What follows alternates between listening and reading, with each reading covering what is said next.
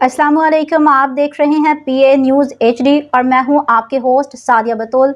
शामिल करते हैं आज की अहम खबरें। मुल्तान ब्यूरो चीफ मोहम्मद अब्बास अराई से चेयरमैन सेनेट सैयद यूसुफ रजा गिलानी ने बहाउद्दीन ज़करिया यूनिवर्सिटी मुल्तान में एकेडमिक स्टाफ एसोसिएशन ASA की एग्जीक्यूटिव बॉडी की तकरीब हल्फ बर्दारी में बतौर मेहमान खसूसी शिरकत की।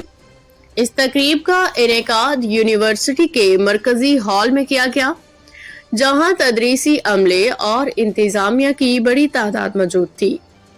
तकरीब हल्फ बर्दारी में vice chancellor Bahauddin Zakariya university doctor Zubair Iqbal और chairman public accounts committee Syed Ali Haider Gilani ने भी शिरकत की।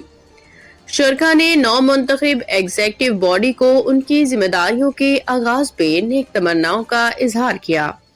इस मौका पे चेयरमैन सेनेट सैयद यूसुफ रजा गिलानी ने नौ मुंतखब ओहदेदारान को मुबारकबाद देते हुए कहा कि तालीमी इदारों में एकेडमिक स्टाफ का किरदार निहायत अहम है।